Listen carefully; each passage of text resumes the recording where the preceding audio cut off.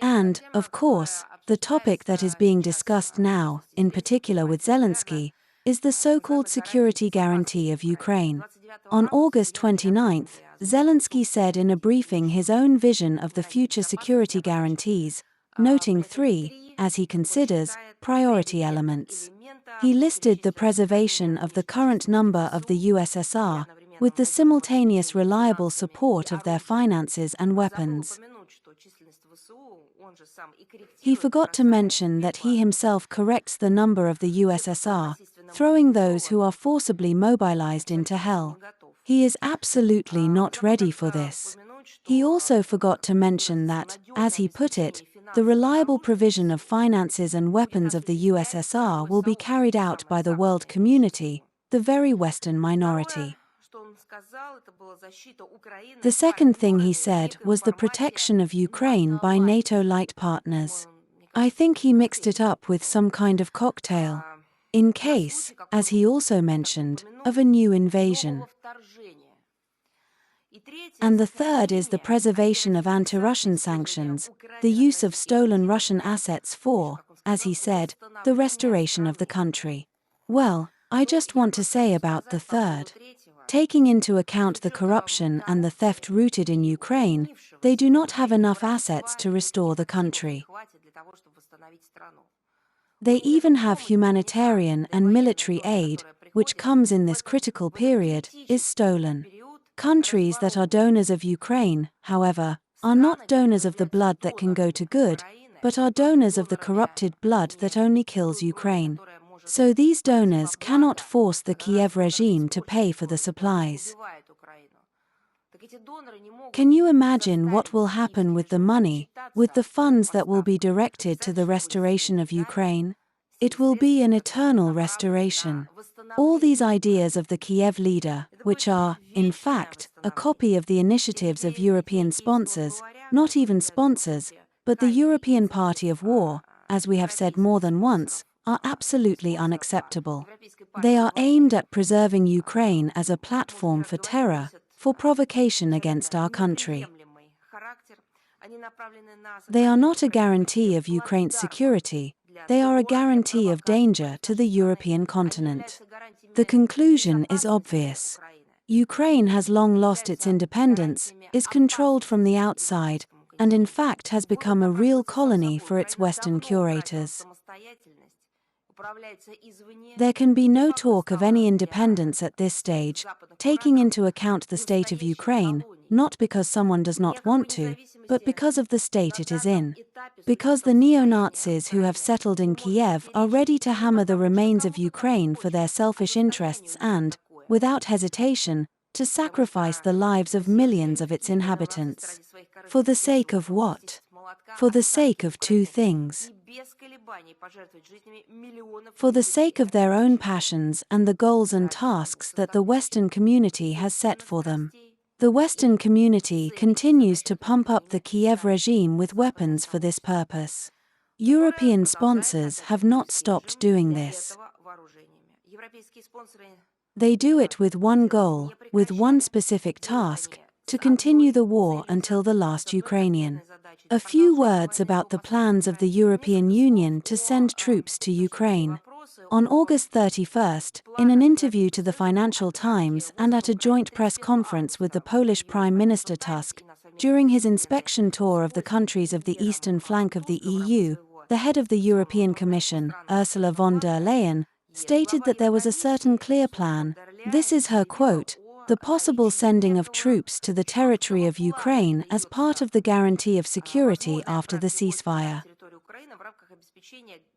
According to her, the corresponding work is being promoted very successfully.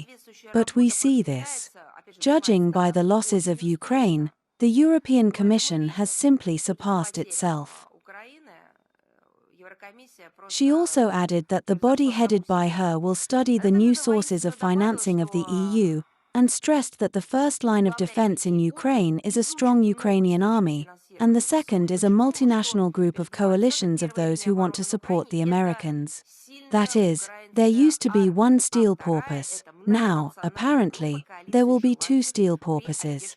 However, there was this very fantasized compatriot, not ours, a German one, rushed to cool down on September 1st, the Minister of Defense of the FRG, Pistorius. According to him, the European Union has no powers or competences in relation to the deployment of troops to the member states of the EU, regardless of who or what they are intended for. With a clear irritation, he also emphasized that such issues are not discussed until the parties sit down at the negotiating table. I would like to develop this revelation and add that Russia is not going to discuss in the roots the unacceptable and undermining security of any foreign intervention in Ukraine, in any form.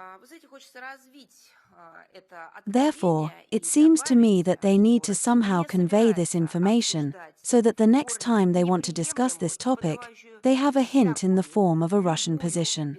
Of course, there is a good reason to think that the UN Secretary is deliberately avoiding constructive interaction with the Russian side, violation of established practices of cooperation with the states in the interests of the implementation of justice. Of course, this approach cannot suit us. As the first reaction, through Russia in New York, I sent a letter to the UN Secretary-General, where I presented to him the unjustified delay in responding to the Russian request, disputed the legitimacy of references to compliance with a certain confidentiality in front of third parties in the event of serious accusations against the member states, and also reminded of the obligations of the United Nations to cooperate with the states in order to send justice. They demanded to publish our request as official documents of the General Assembly and the UN Security Council. We also want to warn the UN Secretary that we will not leave this issue. We will continue to insistently demand from the UN members to abandon the non-constructive line, to stop covering up the Ukrainian staging, which was aimed at blackening our country, and most importantly, it was aimed at disrupting the negotiating process that was going on then. This was its main function. Not only, and maybe not so much, to demonize Russia again, they always have the opportunity, strength, desire, and means to do so. But this particular provocation was necessary in order to explain to the world community why the Kiev regime left the negotiating platform in the spring of 2022. The practical implementation of what I was talking about, with the onset of autumn in the NATO camp, there is an escalation in terms of military activity at the Russian borders. Such phenomena have long been not only seasonal, but objectively require a more detailed analysis against the background of aggressive militarization in the EU countries, which is fueled by constant attacks of powerless anti-Russian anger, in combination with paranoid fears in the spirit of the Russians. As it often happens now, the frontliners of the Baltic countries have such a role. They are paid for it, they do not create their own product, they do not earn money by anything other than russophobia, they trade it, it is their main commodity. I will repeat once again, this cave, monstrous russophobia is one of the few remaining sources of income and political capital, and they use it to their full potential, until the demand for this product, so to speak, the already stagnant product of the US authorities has not fallen, and until this product is completely destroyed. We take into account the annual exercises of the alliance held in Latvia from September 2nd to October 8th at Mace 2025, on par with any other NATO military activity on the eastern flank. We note the gradual increase in the number of forces attracted to it, more than 15,000 servicemen compared to last year. In general, according to our estimates, the implementation of this operational exercise clearly demonstrates the wrong and destructive line of NATO and its members, who live according to the principle that if a fall is a pleasure, it is a flight. NATO, without any real grounds, continues to build up its military infrastructure at the Russian borders, increases the intensity and scale of its military exercises, as they say, in response to the attack by Russia. Do you remember how many years the Kiev regime claimed that it was fighting Russia, and we did not do anything back then? This is wonderful. This is amazing. I think you all watched the hysteria that spread in the Western media over the Ursula von der Leyen plane. Allegedly, someone stole the signal from the plane of Ursula von der Leyen, and he landed on paper maps. I would like to dwell on this issue in more detail. I do not know what kind of corn is Ursula von der Leyen flying on, that she has to land on paper maps, but at the same time I really want to look at these paper maps. Could they publish them? I just want to look at how Bulgaria is marked on the paper maps on which Ursula von der Leyen's plane lands. What color is it painted? This is, of course, just some kind of daily fake in the Western press.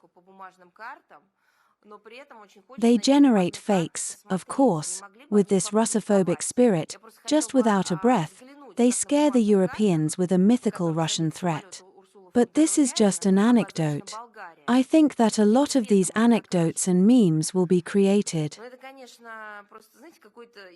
Send us, we will publish the most interesting. I'm serious now, because it's really funny. No, this is not just paranoia, this is a cynical calculation.